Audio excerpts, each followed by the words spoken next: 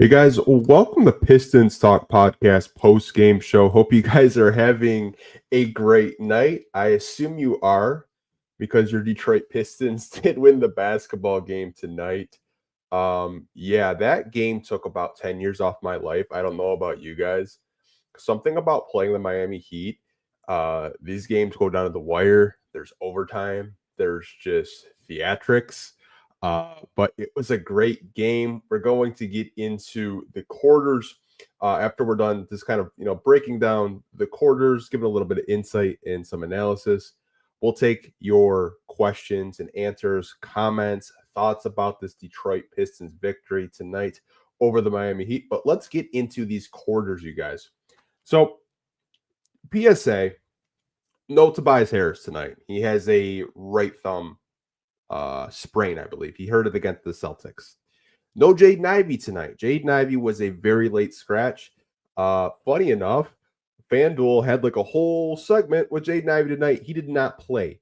So Malik Beasley got the start in place of Jaden Ivey, and Asar Thompson got the start in place of Tobias Harris. So we were without two of our starting players, and that's how we did start the game. In the first quarter, what I really liked from this team, from your Detroit Pistons, is they were making their shots. They were 13 out of 20 from the field in the first quarter.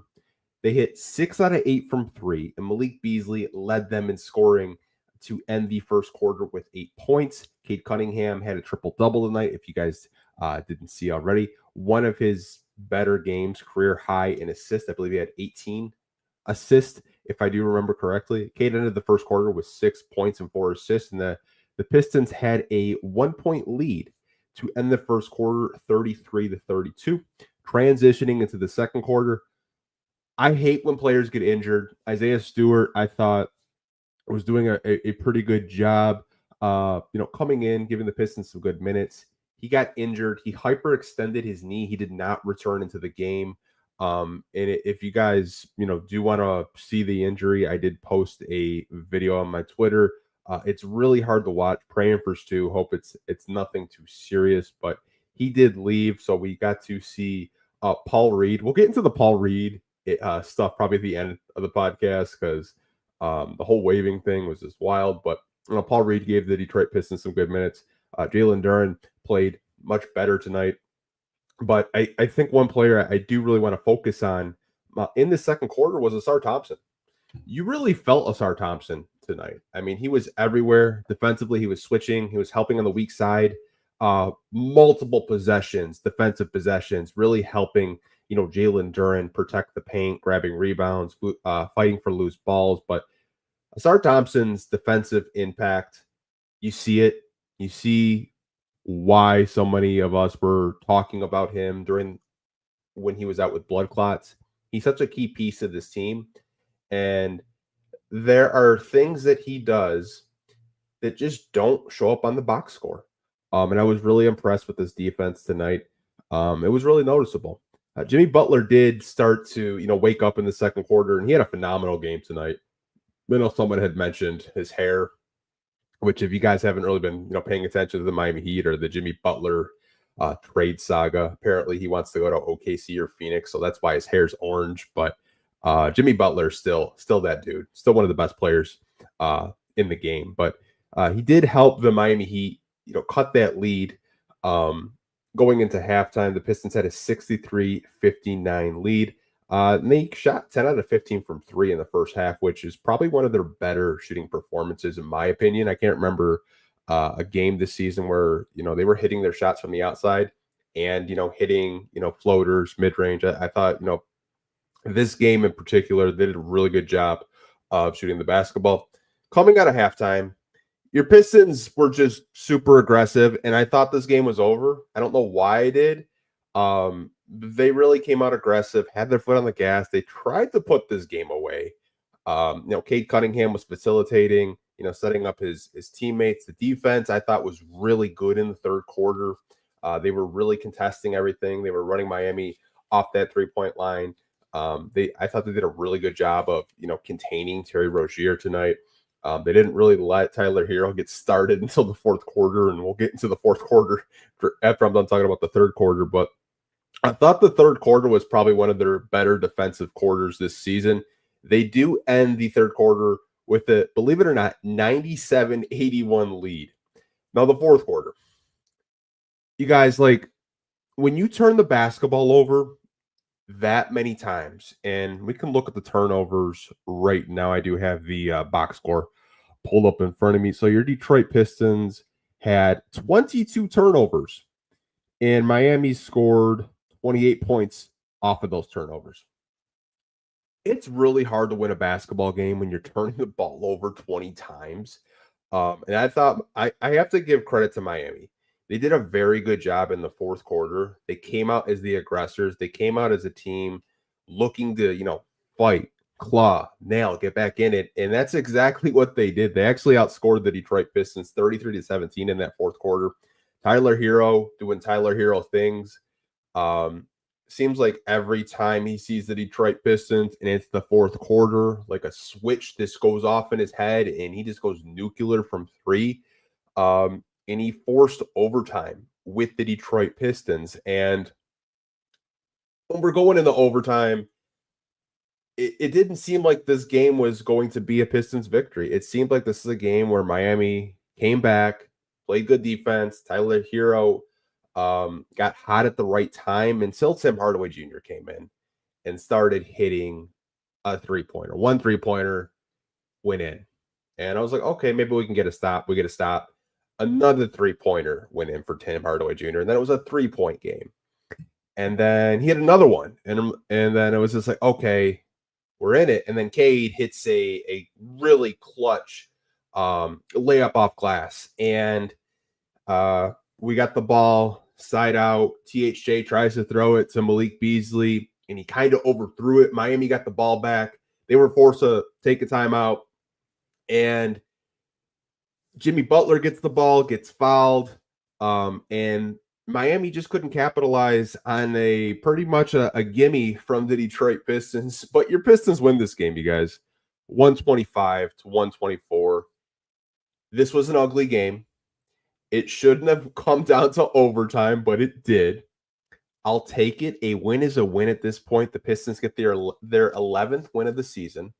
I thought this was a game where they really needed to bounce back. You had Boston last week. You only played one game last week because of the NBA Cup. Getting back in the win column, I think, is really huge. You have the Utah Jazz next, which I think is a very winnable game for the Detroit Pistons. Utah is a rebuilding team struggling to win games, and I think they're just kind of putting their hat in the Cooper Flag, Ace Bailey, and Dylan Harper sweepstakes this year. I did get a chance to watch a couple of Utah Jazz games. They're still a pretty good team, so don't sleep on them. But I think it's a very winnable game at home for your Detroit Pistons this week. We're going to get into questions, comments, and just overall thoughts with you guys. We're just going to take a quick commercial break, and after that, we'll answer your guys's questions, anything you guys want to talk about, and we'll wrap this podcast up. We'll be right back, you guys.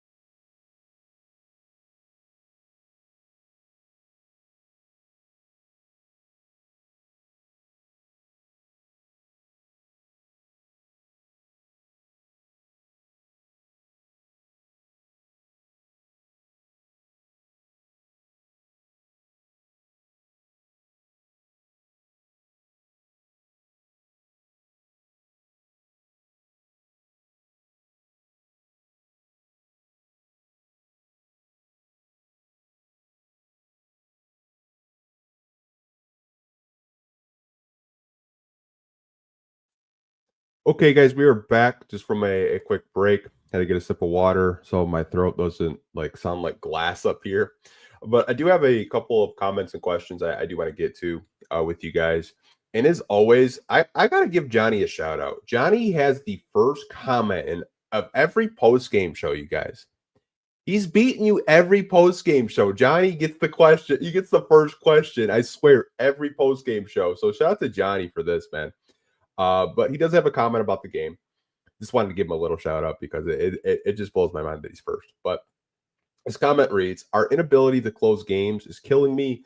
We had a double-digit lead, but we went on a cold streak for 5 minutes, allowing the Heat to get back in the game and go into overtime." Johnny, thank you for your just comments about the game. I appreciate you, my guy. I do agree with you. The inability to close games is frustrating at times, but at the end of the day, I think these are teachable moments for the Detroit Pistons. And it feels like when we do win basketball games, outside of like maybe the Indiana and the Knicks game this year, they've been going down to the wire. They've been really close. I feel like turnovers are a big topic of discussion that we have with this team, inability to kind of just close out games. Like, don't give the team that you're facing any type of momentum. And we did go on a cold streak. I will say that we just really couldn't hit a shot, which hurts. I felt like the ball movement during the Miami Heat's run in the fourth quarter wasn't moving the same way as it was for the first three quarters. I felt like we got a little stagnant. Um, and the ball wasn't moving side to side. The body movement, player movement, I should say, wasn't the same for the first three quarters in the fourth quarter. And you did give the Heat a little bit of momentum. The Heat were feeling themselves, and they felt like, okay, we can get back into this game. We can try to, make this a tough fourth quarter for the Pistons, and that's exactly what happened. I do agree with you though. Eventually, this team is going to grow and figure out how to close basketball games. I think sometimes we forget, and I know people probably don't want to hear this. This is one of the younger teams in the NBA. I believe they're the fourth youngest team. Last time I looked it up, like outside of like Tim Hardaway Jr., Tobias Harris, Malik Beasley. This is a team full of guys that are like under 24, 25 years old. I think sometimes we forget that. And they're still trying to learn how to win basketball games. I mean, last season, losing as many games as they did, they're already at 11 wins, and they only won 14 games all year last season with Monty Williams. So I'll take this win, but I get your frustration, especially watching it as fans. We want them to close out games so we don't have like mini heart attacks for the past the past like 5 minutes of that game. I was just having chest pains, palpitations. I was like, man, they're gonna lose this game. They're really gonna lose this game. But I get it, Johnny. I really do. But I appreciate your question, man. Appreciate you always hopping in and being active on these post game podcasts. Want to read this question from Red Baron. I have not seen Red Baron in quite some time. Hope you're doing well, brother. Happy holidays. It says, how about we build a team the way Houston and OKC did? The jury is still out on the Cleveland Mitchell trade. We don't have a ton of assets to go after a star like Mitchell yet. Okay. I've been seeing this a lot on the timeline, especially on Twitter. Not so much on Instagram or Facebook or with you guys on YouTube, but I see this a lot on Twitter where the Pistons, the Magic, OKC Houston, they all started kind of rebuilding around the same time as the Detroit Pistons. But the biggest difference in those rebuilds were the Pistons' asset to fast track their rebuild was Andre Drummond. And we got a second round pick, John Henson and Brandon Knight. That's not really a lot to fast track your rebuild. They had to start from ground zero. And I think that's the biggest difference when you talk about the Oklahoma City Thunder, the Houston Rockets, the Cleveland Cavaliers. Like, they had players to help their rebuild. Now, in Cleveland's case, they're a little different. They had a lot of lottery luck, to be honest. They won the lottery quite a few times, and then they got LeBron James, and then they had to rebuild all over again. But I think the way Cleveland did it is the way I wanted the Pistons to do it. Is maybe take on a bad contract and get some draft capital. Put yourself in trades where you can get a Karis LeVert and a Jared Allen. And I think that's what Trajan Langdon is trying to do. Like, if you guys look right now, I know it's completely off topic and we're not even talking about the game right now, but we're talking about trades and how the Pistons can, put themselves in those same conversations as the OKCs and the Houstons. But the Pistons have the most cap space in the NBA. From waiving Paul Reed, they went from 10.5 million to around 14 to 15 million in cap space. Now, there's been a lot of, names thrown out there. You have the Jimmy Butlers that seem to be unhappy. The Pistons could be one of those third teams in a trade that can absorb salary, get draft capital, maybe players that interest the Detroit Pistons front office, and they can put themselves in position to kind of build like how the Cleveland Cavaliers did. I mean, you guys can go back and look. The Cavs really didn't like go out and spend a whole bunch of money, in free agency. They put themselves in positions to get pretty solid players. Like Jared Allen, I think doesn't really get talked about enough. I know he's not like in the top 5 center conversations, but he's still a very good rim protector and a very good player. And I think that's what Trajan and the Pistons want to do. They want to put themselves in position where they have cap space. They're going to have all the leverage for these teams that really want these star players come the trade deadline and over the next month and a half. In the February trade deadline ends in February. They're going to put themselves, I think, in really good position to either get a player that maybe is a little bit overpaid or maybe some future draft capital, some more assets, kind of stock the cupboard with, draft picks. I don't know if we could get a future first for, helping other teams out, but maybe you get, 4 or 5 seconds. I mean, look how many second round picks Sadiq Bey got. And I know Sadiq Bey is, we're kind of like going low on the like comparisons of like draft capital, but Sadiq Bey was 5 second round picks. And you're seeing a lot of teams, kind of treat second round picks how they used to treat first round picks. And what I mean by that, I mean, like Dennis Schroeder, he just got traded. And I think he got traded for like 3 second round picks. Like second round picks are valuable. And I think they're going to be more valuable, especially with the new collective bargaining agreement. Because a lot of these teams don't want to be in the tax. They don't want to be in those apron types of situations. But I know I kind of rambled a lot with this topic, right, Baron? I do appreciate you kind of dropping it down. But I think the way the Pistons can get more assets and have a position where maybe they have a few more draft picks to spare is put themselves in positions to take on bigger contracts and, just stock the cupboard with draft capital. But appreciate the question, man. I want to go to Michigan Made with the next comment. Shout out to him. Asar is amazing. The defense is on another level. Yeah, I mean, I feel like we knew that as fans, especially his rookie year. He did a lot of things defensively that rookies coming into the NBA just should not do.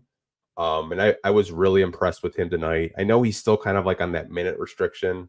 They took him out in the first quarter after playing like barely 3 minutes. Monet came in to help, or not to help, but in for a substitution for Asar Thompson. But yeah, was really impressed with what I saw to him. I just want to pull up his box score and see what Asar had. Asar had, let's see, 19 points, pretty good, 9 rebounds, 1 assist, and a couple stocks, like steals and blocks.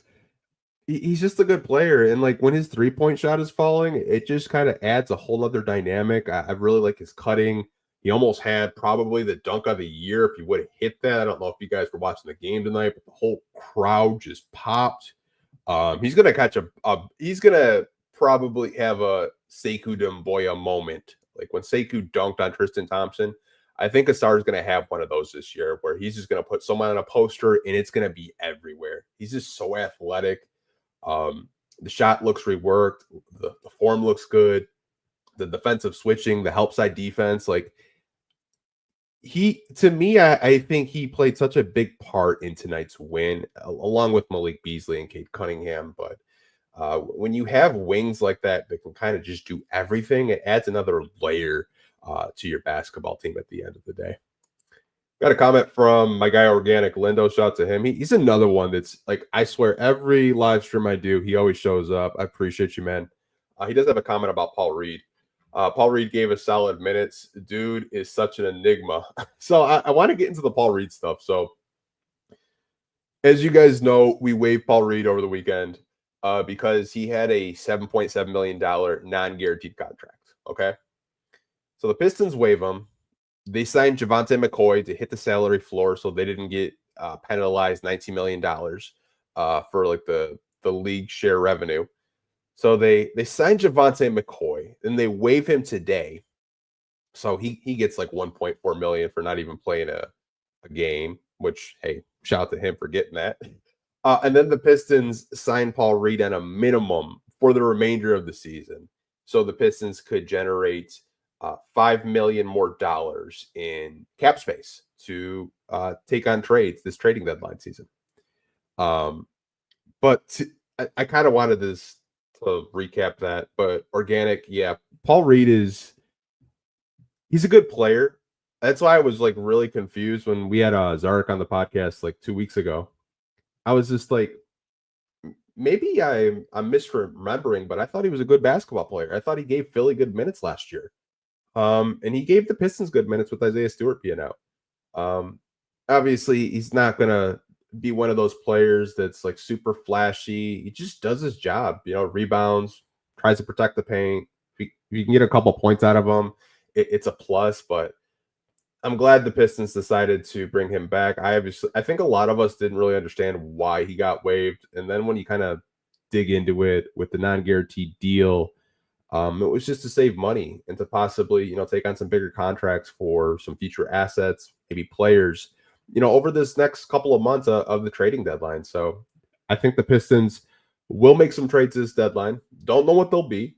I'm excited to see what Trajan and this new front office has cooked up because I think there's definitely a plan there. I just couldn't tell you guys and sit up here and tell you what the exact plan is, but glad we got Paul Reed back on this team.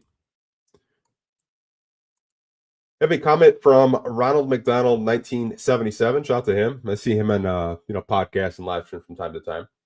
He said, "I feel once Asar is healthy, he can give us more than Tobias. We will just need a scoring stud at the three. Put Tim Hardaway Jr. on the bench." I agree with you in terms of once he's off the minute restriction, he could offer a little bit more in terms of defensive versatility. Now, the scoring, obviously, I Tobias has struggled. I'm just going to say that he's averaging, I think, 13.8 or 13.9 points per game this season with the Detroit Pistons.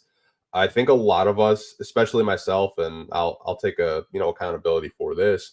I thought Tobias was at least going to give us a good 15 to 18 points a game. Um, I thought that's what we were getting. Obviously, he has struggled to find his shot. It started to pick up. He's starting to hit more corner threes. But Tobias still finds a way to, help this team win. It might not be scoring, it might be rebounding, or it might be defensively. I thought he's been one of the Pistons' better defenders, not the best defender, but one of their better defenders. But if Asar's hitting shots and he's giving you a good, 15 to 19 points a game, I think you do have those conversations about possibly bringing him off the bench. But I think we're going to have to wait and see what happens. And I think Asar would have to string together more than just one game for us to pull the trigger. But it's good to see him back. It's good to see him, have a good game like he did tonight. But I do appreciate the comment, Ronald McDonald. Okay, so we have 98 comments I do have to go through. So we're just going to probably take a quick break again because me kind of just going through these comments is really bad podcasting and I can't focus because I have really, really bad ADHD. But you guys will be right back after just a quick break. I just want to kind of like, go through these comments from you guys. So give me a second.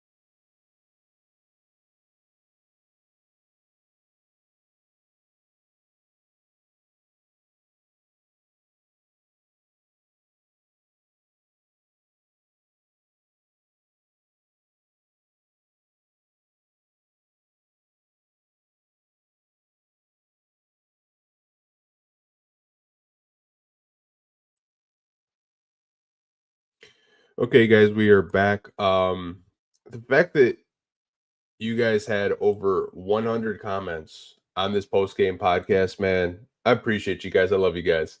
Um, I'm gonna get to two more comments and then we'll wrap this podcast up. I still have not eaten dinner and it's getting around 11 o'clock. I'd love to be on for hours with you guys, but my stomach is just telling like, dude, look, you got to eat.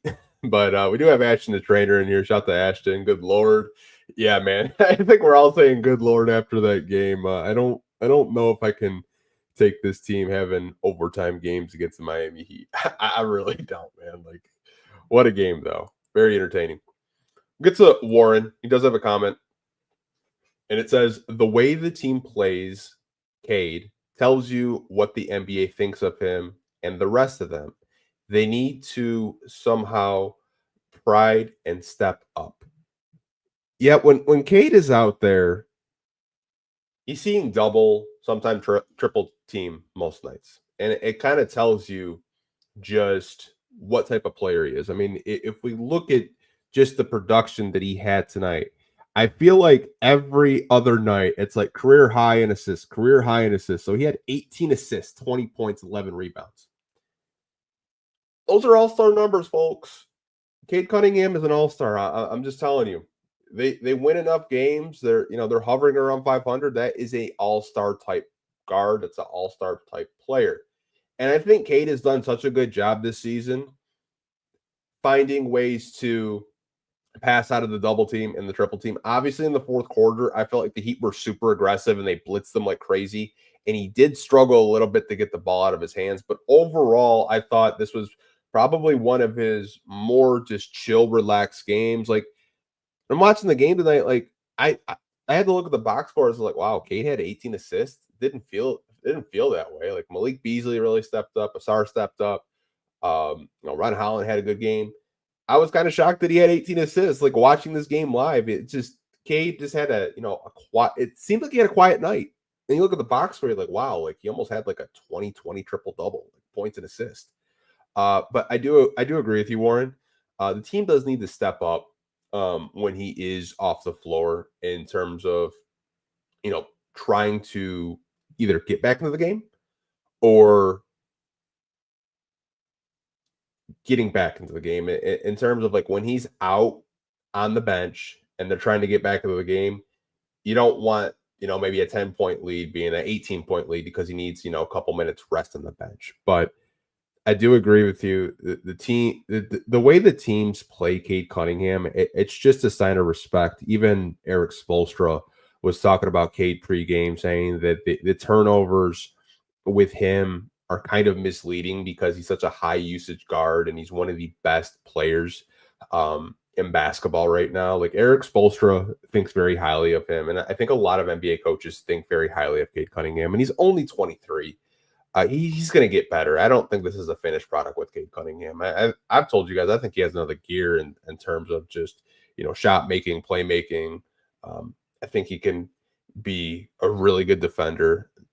Pistons have a franchise player in Cade Cunningham, and I've been pretty consistent with you guys with that. I've thought very highly of Cade Cunningham, but there are times where the turnovers down the stretch can get frustrating, but his team does need to step up. Hit those open shots. Don't fumble the basketball when you're in the post. I'm not going to name players, but you guys probably know who I'm talking about. I'll let Case Crack have the last comment of the night. And it has to do with our salary cap guys. It says our salary cap guys are wicked smart. So got to give a shout out to Michael Blackstone. Michael Blackstone came with Trajan Langdon from New Orleans. He was their cap space expert down there. And a lot of just salary cap gymnastics. As George Blaha explained it tonight, and I absolutely love that phrase and that term from George. And that's what it was. Like they did not want to pay Paul Reed that guaranteed $7.7 million. They wanted to have more cap space going into the trading deadline this February and get some assets, maybe get a player to really raise this team's ceiling. Like, who's to say the Pistons can't, go on a string of games and maybe the front office has to kind of second guess and say, like, you know what? Like, let's go get Cade another bucket getter next to him. Let's go get Jalen Duren a mentor. Maybe you look to get possibly a veteran center. Maybe you look to get maybe a veteran small forward for this team, someone that can impact winning. And it'll be really interesting to see how this team competes, how many wins they have uh, by All Star break. Right now, they're 11-16. They're still on a 30+ win pace to end the year, which is a great sign because he won 14 games last year. But yeah, our salary cap guys did a really good job. I think a lot of us were very reactionary with the waiving of Paul Reed. We really don't. We really did not know what the hell was going to happen. And then when we sign a G League guy that doesn't even start, we're like, okay, what the hell's going on? Like, why did we let go of an NBA player for a guy that didn't possibly was going to play any significant time? But at the end of the day, I thought Michael Blackstone, Trajan Langdon, and the Detroit Pistons front office did a really really good job of reconstructing his contract and getting him to sign for a vets minimum. I lied. Case Crack doesn't have the last comment of the game. Sean Don Sports does because I saw this comment and then I wanted to talk about it. I'm telling you, I could be on these live streams for hours with you guys. So he has a comment about the Pelicans, and he said that I've seen that the Pelicans might have a fire sale and Herb Jones might be available. How do you feel about Herb? I saw a report that Zion Williamson, CJ McCollum, and Brandon Ingram were the guys that they were taking calls on. I did see a report from Jake Fisher saying that the Pelicans are open to trading Herb, but the price for Herb is like so significant that I don't even think the Pistons have the assets or the players to get him personally. But you could have conversations about Ingram, which I know a lot of you guys have had mixed feelings about it when we do these podcasts. CJ McCollum is kind of an aging two guard. Don't really know how you guys feel about him. Maybe you can get him for cheap. And then Zion Williamson. Zion Williamson, man, I have mixed feelings on it because when he's healthy, he's a really good basketball player, but he's never in shape. And I don't really think Detroit would be a good city for him just because of the lifestyle, the nightlife in Detroit. If you know, you know. I'm not going to get into details with Zion, but if you know, you know. Pelicans do have some pretty good players on the roster. Maybe you go a tier below. Maybe you look at some of the role players like a Jose Alvarado, maybe a Jordan Hawkins. I'm not sure, but I think Herb is probably out of the question for the Pistons. But those three guys that I mentioned, like Zion, CJ, Bi, I think are more obtainable if you're Detroit. Bi, you're immediately going to have to pay him, so it depends what the asking price for New Orleans is with him. Do you really want to give Bi a $200 million contract going into the summer? I probably don't. I don't really think it warrants a $200 million contract for Brandon Ingram. CJ McCollum kind of piques my interest because he can score, he can facilitate, but he's a little bit older in his career. Don't really know if you add a CJ, does this go from like a borderline play-in team to possibly like a 6 seed? Not sure. Zion, the talent's there, but it's like I don't really know if Detroit, Michigan is the place for him to, kind of have a resurgence. But that's just my opinion. Maybe you guys think more highly of a Brandon Ingram, more highly of a CJ McCollum, or even Zion for that matter. That's just kind of my just assessment on it. I know some people are saying that Zion is too risky. It would be Blake Griffin. It would literally be Blake Griffin without the production, in my opinion. Blake had one of his best seasons in his career in Detroit. There's no guarantee Zion is going to produce. There's no guarantee that he will stay healthy. There's no guarantee that he would even want to, play here in Detroit, Michigan. The talent's there. It's just the, being out of shape, not being available, always being injured. I think that's a big red flag. But I think there are names out there. I saw someone, talk about, Trey Murphy. That's another guy. Maybe you look to go get Trey Murphy. I mean, all of these guys are Trajan Langdon draft picks. essentially. So Trajan is very, very familiar with the New Orleans Pelicans. I saw someone talk about um, Jeremy Grant. Do you have a reunion with Jeremy Grant? I don't know. He's kind of on a bigger contract. Portland paid him. Um, but I don't really know if you would want to have a Jeremy Grant reunion. I don't know. But personally, I think it might be a tier below like a Zion or a Brandon Ingram. I might be like a B minus player that can still be productive, but it's not like maybe a star name. I think that kind of like an under the radar guy, like similar to like how we signed Malik Beasley in the offseason. Like Malik Beasley is a very good basketball player, but I think a lot of you would probably agree with me. He's not a superstar. He's a very good role player. And I think that's what the Pistons, if they do try to add someone at the deadline, Sean Don, it's probably going to be like a B to a B minus player that could maybe get them into a top 7 seed, maybe a 6 seed, if the player really produces. I know we talked about Cameron Johnson um, last week with Eric Vincent on the podcast. Maybe Cam Johnson is a name that the Detroit Pistons look to go after because the Nets are having a fire sale as well. Brooklyn Nets have basically made everyone on that roster available. Maybe you get a Cam Johnson who's on a larger contract, but he's having a really good year, 18 and a half points a game, shooting over 40% from three and 40% from the field. Maybe that's a guy they look to target. I think those are the type of players that the Pistons would possibly target. I don't really think they're going to go and get the Zach Levines, right? The Zions. I think those are kind of out of the question, but I think kind of like a tier below is more with the Detroit Pistons radar. But we've been almost on for 40 minutes, you guys. Really appreciate you guys. Your Detroit Pistons win of the final score 125-124. We'll see you later this week, immediately after the Detroit Pistons Utah Jazz game. Again, appreciate all 98 of you guys in here watching live at 11 o'clock at night after a Pistons victory. Hope you guys have a good night. I'll see you guys next time. Peace.